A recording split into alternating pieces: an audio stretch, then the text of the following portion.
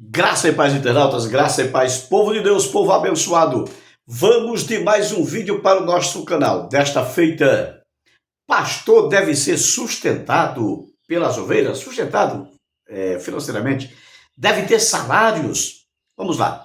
Estamos vivendo uma era em que é comum bater em pastores e pastores que são assalariados. Interessante que os que batem em pastores que são assalariados são desigrejados e tentam de forma sensibilista ganhar mais dinheiro do povo ainda do que os próprios pastores. Mas vamos lá. Pastor deve ser assalariado? Eu vou trabalhar o aspecto bíblico, tá? Vou fazer uso também do Didaquê, estou usando o Didaquê bilíngue, do nosso querido Isidoro. Vamos lá. Isidro, desculpe-me, Isidro.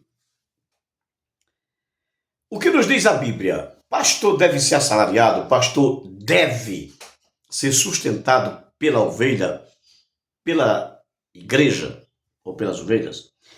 Nós vamos começar com a primeira epístola de Paulo aos Coríntios, capítulo 9. Primeira de Paulo aos Coríntios, capítulo 9.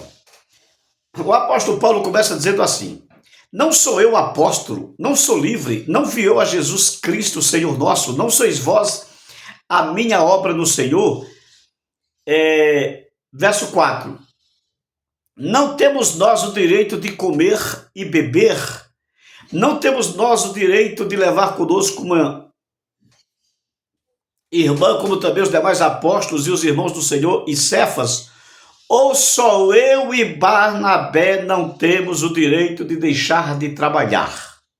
Então aqui deixa claro que os demais apóstolos não trabalhavam em outra coisa senão no ministério da palavra, no cuidado da igreja. É tanto que os diáconos foram separados no capítulo 6 para que eles não saíssem do ministério da palavra. Então aqui os apóstolos não trabalhavam. Só Paulo trabalhava, porque Paulo tinha uma certa rejeição pela igreja em Corinto. Então Paulo tinha uma certa rejeição pela igreja em Corinto? Tinha. Então significava dizer que Paulo estava reivindicando, embora ele tivesse deixado a igreja isenta, ele disse: eu não usei do meu direito por amor de vós, a igreja de Corinto, mas ele não usou do direito. Todavia, olha o que ele escreve na sua segunda epístola aos Coríntios, capítulo 11, versículos 7 e 8.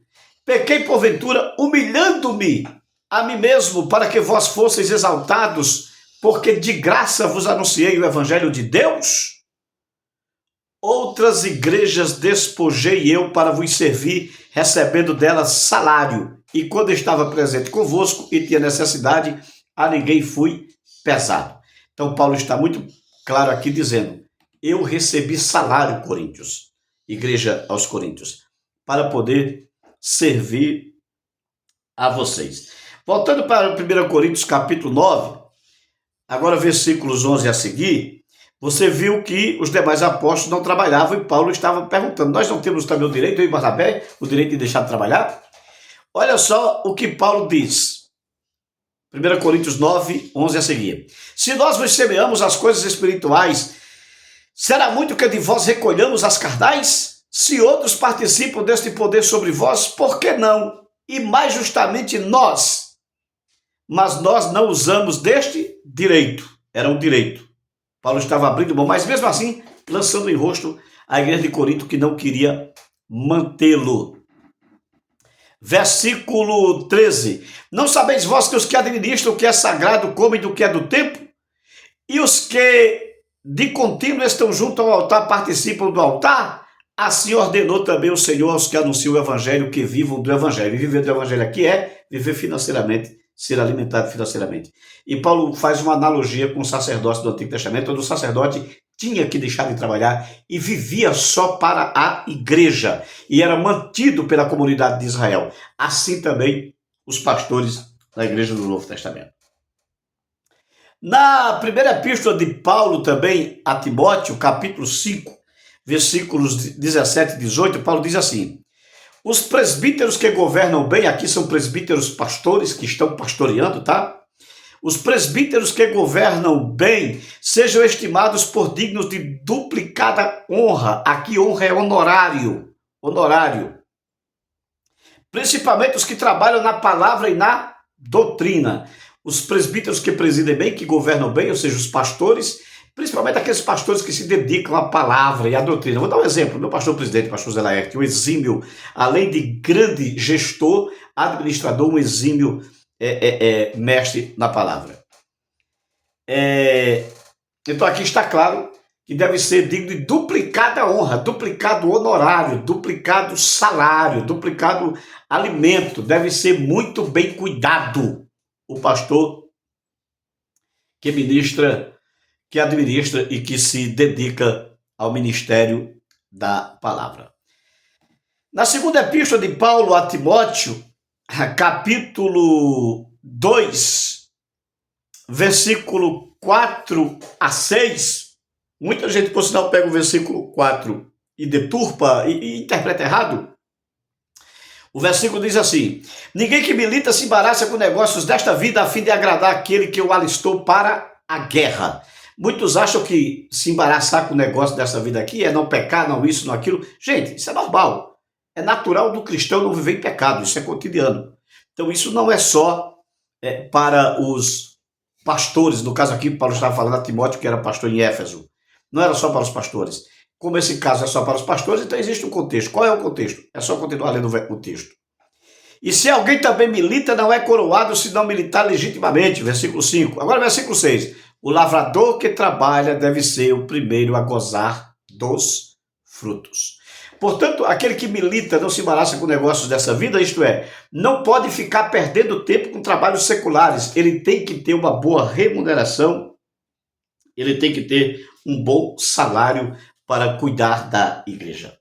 Quando eu pego aqui o didaquê ou didaquê, como queiram alguns, no capítulo 13, didaquê, capítulo 13, versículos 6 e 7, o didaquê diz assim: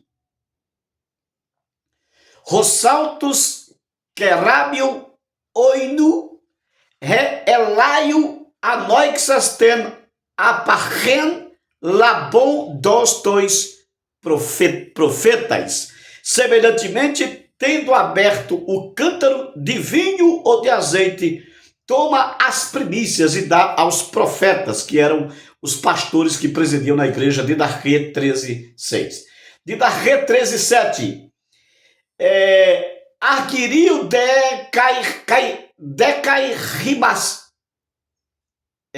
rimatismo caipantos que tematus labon ten aparren ros ansoi doxe dos cataten entolen, e do dinheiro e da veste e de todo o bem toma as primícias como te pareça e dá conforme o mandamento.